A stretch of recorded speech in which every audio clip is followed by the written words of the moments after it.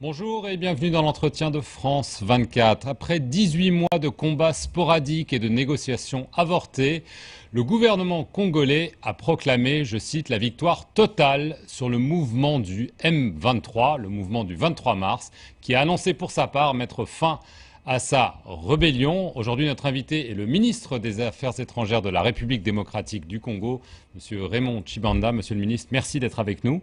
C'est moi qui vous remercie. Je vais d'abord vous demander une chose toute simple. Vous annoncez une victoire totale, une victoire finale. Est-ce que vous en êtes absolument sûr? Militairement parlant, je pense que cela ne fait pas de doute. Tout le monde a suivi. Le M23 a été mis en déroute. Ces troupes se sont soit rendues ou, ce qu'il en reste, ont quitté le territoire congolais. Je pense que sur le plan militaire, la victoire est totale parce que tous les espaces contrôlés hier par le M23 se trouvent maintenant sous le contrôle des FARDC et des autorités administratives congolaises. Est-ce que l'on sait où ont fui les leaders du M23, notamment le chef militaire Sultani Makenga? Ce que je puis affirmer, c'est que, d'après nos informations, il ne se trouve plus sur le territoire congolais. Il est dans l'un des pays voisins, mais je ne saurais pas vous dire avec certitude dans lesquels de deux pays. Soit le Rwanda, soit l'Ouganda. Exactement. Certains officiels congolais ont laissé entendre qu'il était au Rwanda. Je crois que je vous ai répondu à la question. D'accord. Est-ce que si il est identifié comme étant au Rwanda ou en Ouganda, est-ce que vous vous demanderez qu'il vous soit livré? Je pense qu'il ne s'agit pas pour nous de demander qu'il nous soit livré. Nous le ferions certainement. Mais j'en profite simplement pour rappeler qu'au terme de l'accord cadre que nous avons tous signé le 24 février 2013, il a été entendu qu'aucun pays de la région ne pouvait accorder soutien ou assistance de quelque sorte qu'elle soit à ces personnes s'ils se trouvaient sur leur territoire. Donc en d'autres termes, dans la mesure où il s'agit de Congolais, ils devraient être retournés à la République démocratique du Congo. Que va-t-il se passer avec les combattants du M23? Est-ce qu'ils vont être amnistiés? Est-ce qu'ils vont être réintégrés dans l'armée congolaise? Certainement pas réintégrés. Nous avons eu des discussions qui ont duré 10 mois à Kampala et qui se sont pratiquement clôturées le week-end dernier. Au terme des conclusions auxquelles ont abouti ces discussions, il n'est pas question de la réintégration des unités combattantes, des éléments armés du M23 dans les forces armées de la République démocratique du Congo. Nous avions établi que le faire serait nuire aux perspectives de mise en place d'une armée professionnelle et républicaine en République démocratique du Congo. Que vont-ils devenir?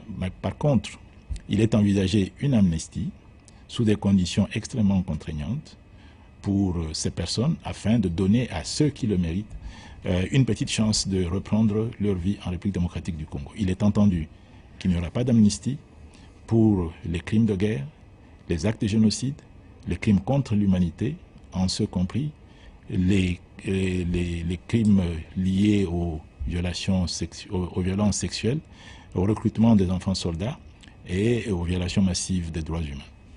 Très bien. Ce n'est pas la première fois, évidemment, qu'il y a une rébellion de la sorte dans l'Est de la RDC. Le M23 lui-même découle d'une ancienne rébellion. Qu'est-ce qui vous fait dire aujourd'hui qu'après le M23 ne va pas surgir une autre rébellion du même genre? Bon, écoutez, je pense que la donne est en train de changer dans la région des Grands Lacs. Il faut situer tout cela dans le cadre d'une recherche, je dirais, volontariste, d'une solution durable qui implique l'ensemble des acteurs de la région. Et c'est dans ce sens qu'avait été négocié et signé l'accord cadre qui impose à tous les États de la région des obligations qu'ils sont censés remplir. Je pense que ce que nous venons de vivre maintenant établit très clairement que des mouvements comme l'M23 fonctionnent généralement sous perfusion et que quand cette superfusion est arrêtée, ils ne peuvent pas de manière autonome soutenir une activité militaire quelconque. Vous parlez évidemment de la perfusion du Rwanda. De la perfusion des pays voisins. Vous l'avez dénoncé longtemps, l'intervention du Rwanda à travers le M23. Est-ce qu'elle a cessé et est-ce que c'est cela qui explique la défaite militaire du M23? Écoutez, il y a certainement à la diminution de ce que j'appelle la perfusion, parce que de toutes les manières, les différents États ont souscrit à des engagements et la communauté internationale, dans le cadre de mécanismes de suivi régional, est en train de suivre la mesure dans laquelle ils remplissent leurs obligations au terme de cet accord. Mais au-delà de ça, il y a bien entendu aussi la montée en puissance des forces armées de la République démocratique du Congo. Je crois que tout le monde a suivi et a vu comment les éléments de l'armée congolaise sont comportés au cours des hostilités qui ont eu lieu au cours des 2 derniers mois. Aussi bien sur le plan militaire que sur le plan du respect des droits humains. Il y a aussi la montée en puissance de la MONUSCO. Vous l'avez longtemps critiquée pour son inefficacité. Là, avec notamment la brigade d'intervention rapide qui a été créée il y a quelques mois, cela aussi a été un facteur décisif.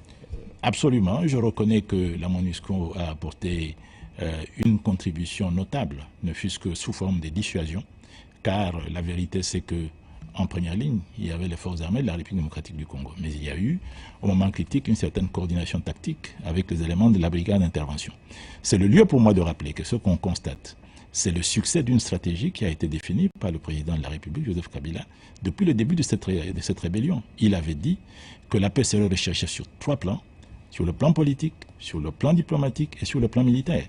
Et sur le plan politique et diplomatique, c'est notamment toute la croisade que nous avons menée pour que soit constituée la brigade d'intervention avec un mandat précis, la surveillance et la sécurisation de la frontière entre la République démocratique du Congo et ses voisins de l'Est d'une part, et deuxièmement, l'éradication des forces négatives, en tête desquelles le M23.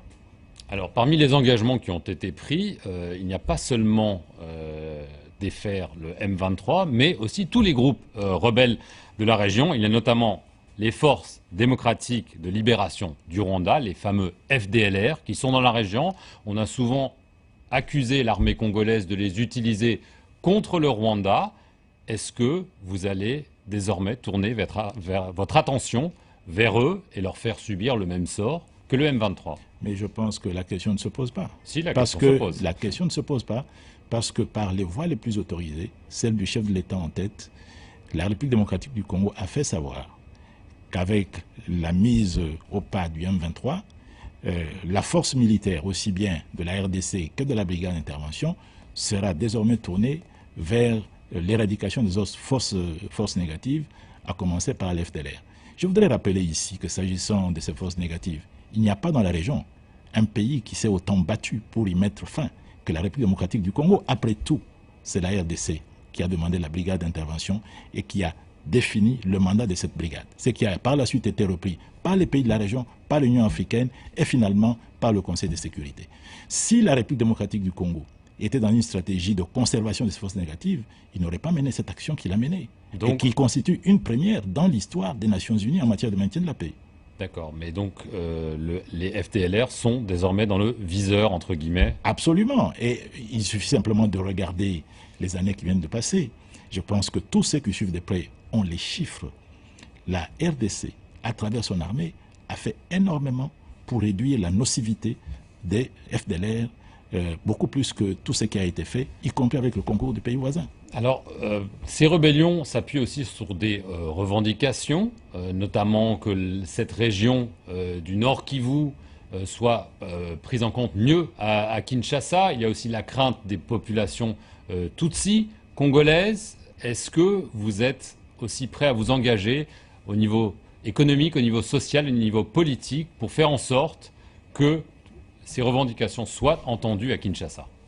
Écoutez, notre pays est un pays qui est en pleine reconstruction. Et dans la politique qui se mène sous la direction du chef de l'État, il n'y a pas de discrimination.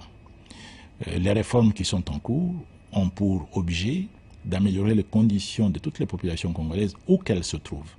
Alors, j'entends beaucoup parler de Kivu de manière particulière, et vous venez de faire allusion à nos frères Tutsi. Moi, je fais simplement remarquer que très souvent, on instrumentalise cette cause, mais en fait pour servir d'autres desseins. Constatons simplement ce qui vient de se passer. Indiquez-moi un seul endroit où le M23 est arrivé et les populations sont restées en place. Il y a toujours eu exode de populations, il y a toujours eu déplacement de populations. Et dès que les FARDC reviennent, il y a liesse populaire et les populations qui s'étaient déplacées spontanément reviennent dans leur lieu d'origine. Alors, de quoi est-ce qu'on parle? Je pense que le gouvernement de la RDC a pris des engagements vis-à-vis du peuple congolais. Et c'est son engagement qu'il est en train de mettre en place. Et il n'y a pas de discrimination, il n'y a pas de cas particulier que vous évoquez. Très bien. Dernière question sur la question du respect des droits de l'homme par les forces congolaises. On sait qu'il y avait eu des cas, des accusations il y a quelques mois de viol dans la région de Minova. Est-ce que vous pouvez garantir que si les autorités politiques de Kinshasa découvrent qu'il y a eu des atrocités commises par les forces armées congolaises, celles-ci seront jugées? Absolument, absolument. D'ailleurs, les procès sont en cours.